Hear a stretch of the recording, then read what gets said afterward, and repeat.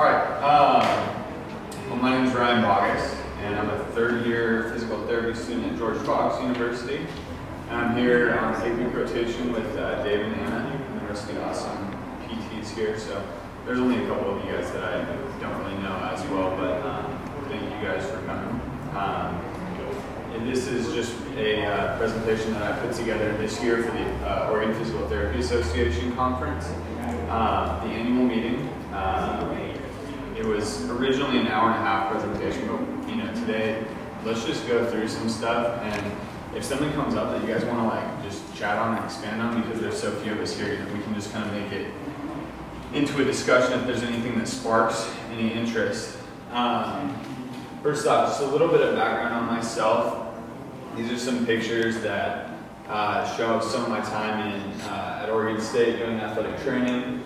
At Oregon State, I was able to work with Guido Van Rijsjem, who is one of my greatest mentors.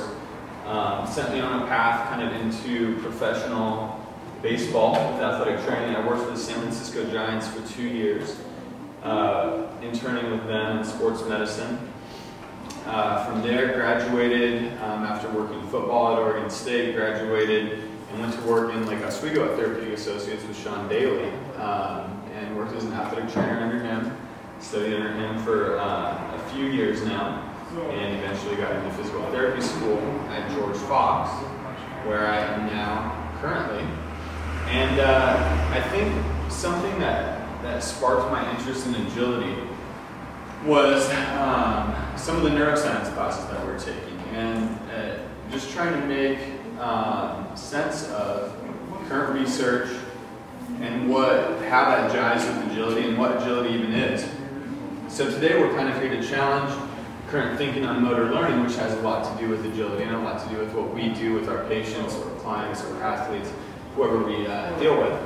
We're going to apply current research to practical problems we face clinically, or in the training room or in the weight room, whatever it is.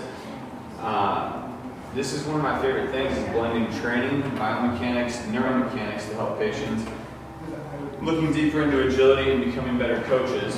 So I'll just ask you guys, and I threw this question out, we have 50 people at the Oregon Physical Therapy Association conference, and in my presentation, we got some really interesting answers, but it'll be cool to get more of a strength coach, PT blended answer, but an agile person is fill in the blank. Somebody. Healthier. Healthier. I have not heard that yet, but I love it. Cisco, I know you got some. A lot. Yeah, it's a huge they're question. Mobile, right? they're strong. Love it. High rate of force development. Yeah. They have good anticipation. Yeah, you can.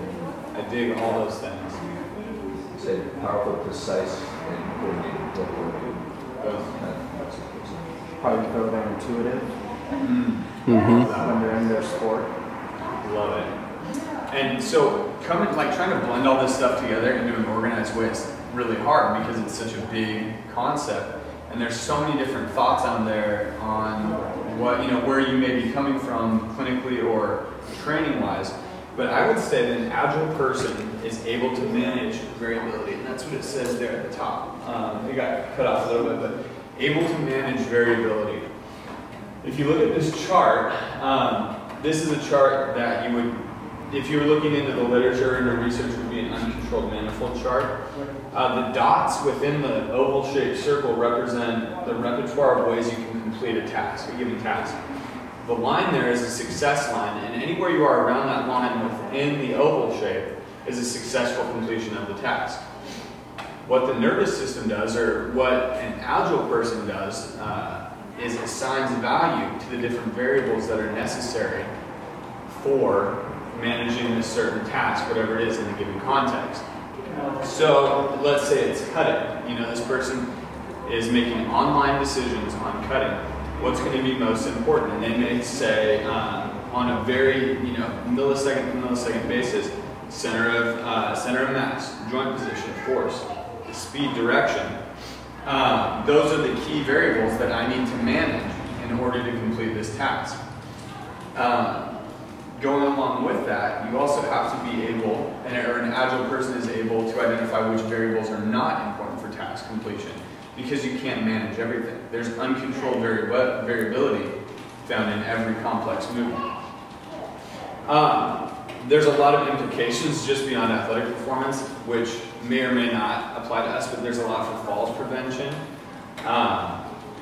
People who are you're trying to rehab from a traumatic brain injury or a stroke can really benefit from improved agility and a neuromechanical approach to agility. This is an example of the same chart, but I would say that this is a more un-agile person. They may have a lot of ways to complete a task, but are not going to be successful in most of them. And only a few of their dots of their repertoire of ways to complete the task fall within the successful area of the slope of the line. Just jumping right into some agility training principles. I think there's 3 of them. Agile people, to become more agile, to better manage variability, you're going to need midline stability. You're going to have to be able to manage variability. You're going to have to optimize your movement based on given context or whatever the actual situation is that you're dealing with. Just as some background information, I think it's helpful to look at it from a little bit of a science-based perspective. And I'll just briefly kind of go into this, but my first day at George Fox, I went into George Fox, and this really pains me to say it, but I was maybe a little bit cocky when I went in, because I had an athletic training background. I felt like I knew all this stuff, and I didn't know what I didn't know when I went in the first day. But this guy in the picture here is Dr. Mazeros, and this is me and him actually at my house. And the first day I walk into class, and there's this thing up on the board that says Fixing Florence Kendall. And most of the PT people or ATC people are going to know who Florence Kendall is. She's the godmother of physical therapy. She invented things like manual muscle testing.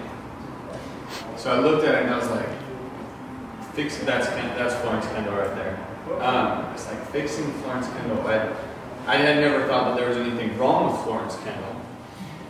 But there are some things that are out there right now that may be a little bit of a misconception on the way human movement works. In Fixing Florence Kendall, I was really challenged and in that moment really humbled, because in looking at human movement in a new way, it became really quickly apparent that an anatomic understanding of muscles, such as manual muscle testing, where you're just looking at something in isolation, doesn't translate into physiological understanding of muscles. For example, or a function. For example, like muscle activity is required not to move. The dampening effect on inertial torques or muscle activity that's required to neutralize undesired torque. So think about something as simple as finger flexion, right? You're using your flexor digitorum profundus, flexor digitorum longus. You have to have precisely timed co-contraction on the dorsal side with extensor carpi radialis, extensor carpi ulnaris, all these muscles that are preventing wrist flexion because these are multi-joint muscles. So it's easy to see that muscle activation or muscle activity is required not to move. Things like walking or running, the dampening effect of inertial torques on muscles.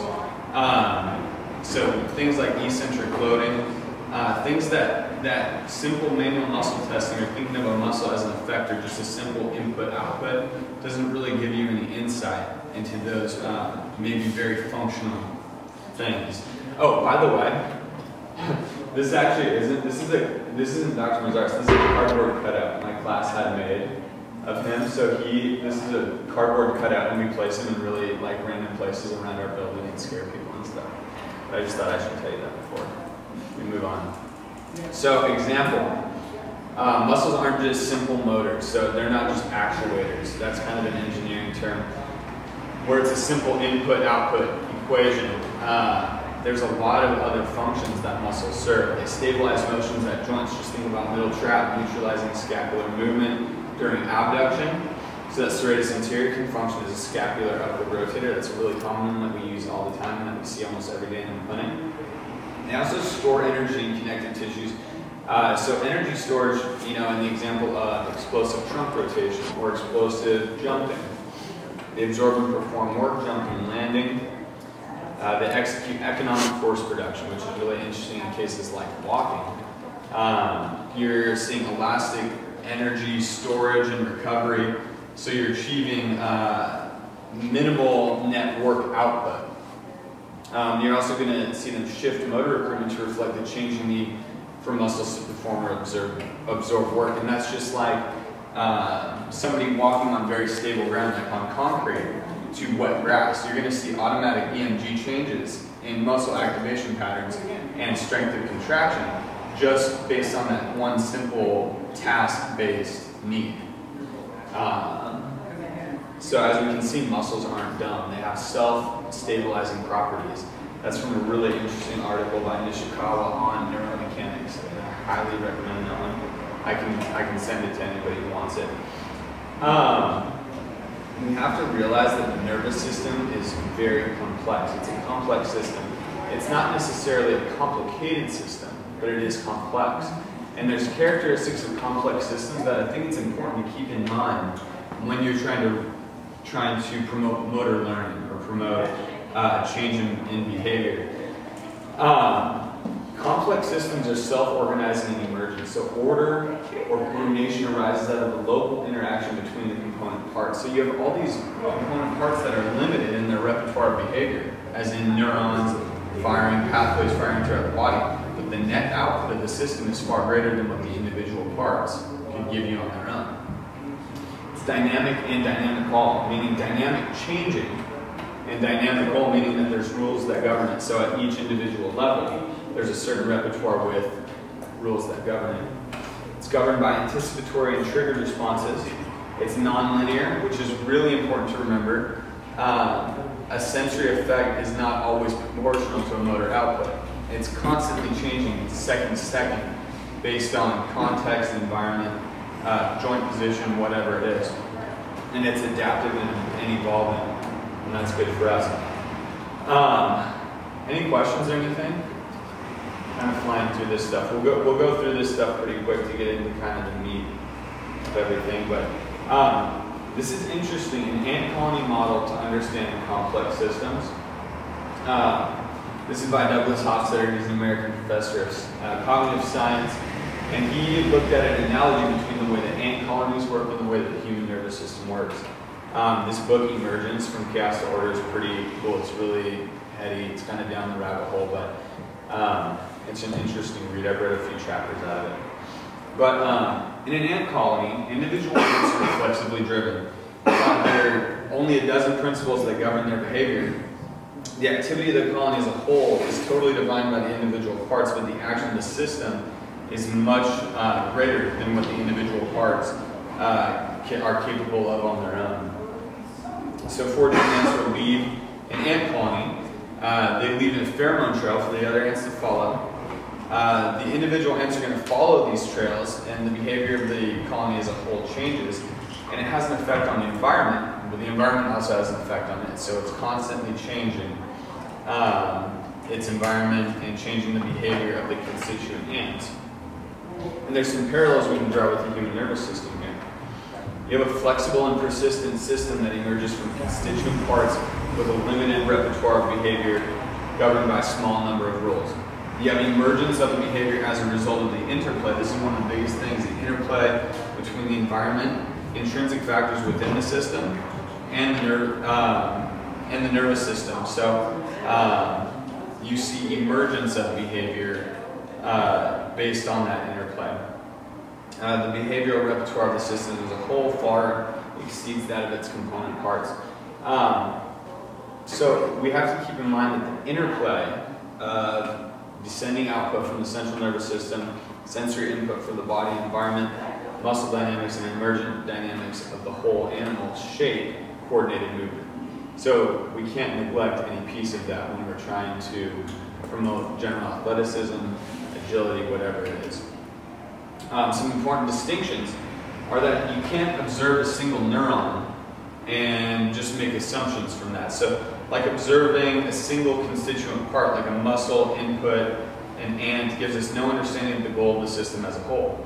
And that's kind of where some of the cutaneous input pieces of PT may fall apart a little bit.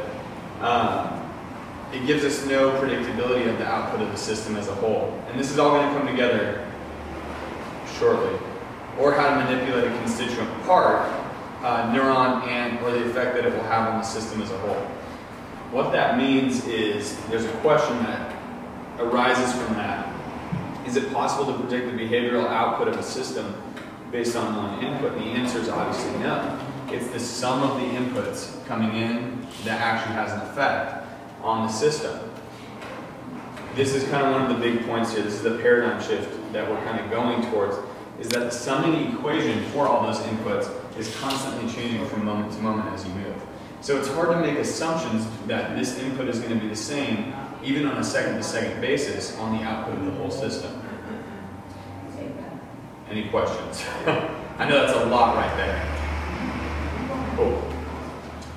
That's where this comes into play here. So this summing equation of identifying the variables that are important for task success is shown here in this graph. And the equation is constantly moving or changing on a second-to-second basis based on the inputs, based on intrinsic factors, based on the changing environment. And that's something that we should always keep in mind as we design interventions or go toward agility training. Yeah? I'm curious, you suggested there's a paradigm shift towards this new methodology. What was the previous paradigm that we're shifting towards? So a lot of techniques make some assumptions that I know make assumptions that like certain inputs can generate a certain output, like a cutaneous stimulation, or even some of the like electric stim type things, that you're going to get a transferable output after a like cutaneous, like contract here, that sort of thing. And then even in agility, things like maybe the slider drill is good for something like foot speed, but transferable agility out into a field sport is questionable. Does that answer it all?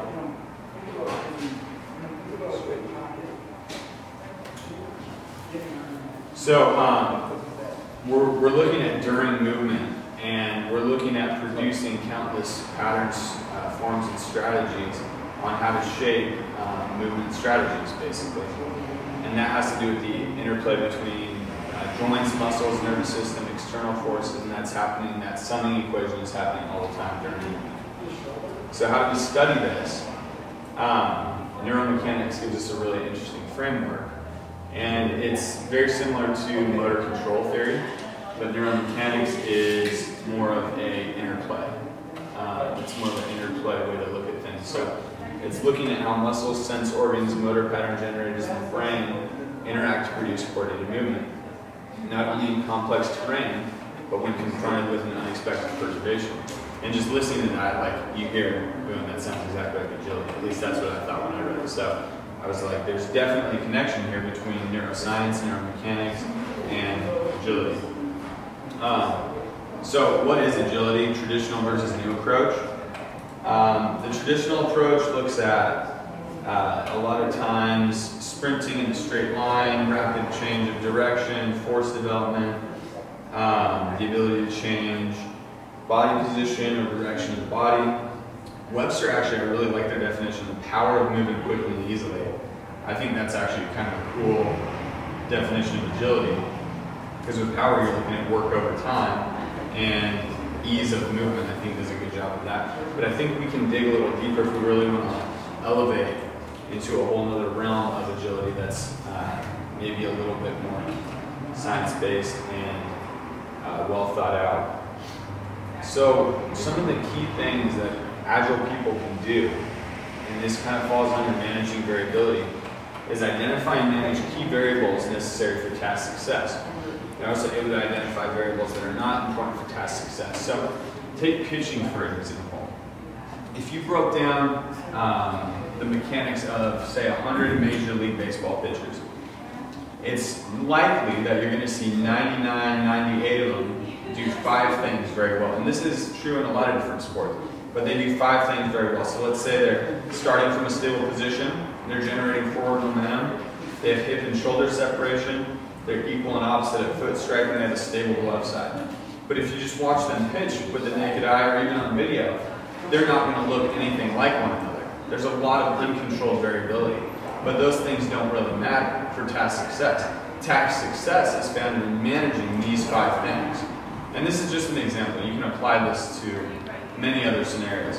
But in managing these 5 things, the rest is uncontrolled variability, and it doesn't matter. So it's not something that we need to sit and hammer on if it's not actually necessary for task success. An agile person is able to make online adjustments to their movement strategy. They're also able to predict into the future to shape their movement strategy. And I have an example of this. I wonder if it is going to play if I click on it. Let's see if it does. I think this is a perfect example of altering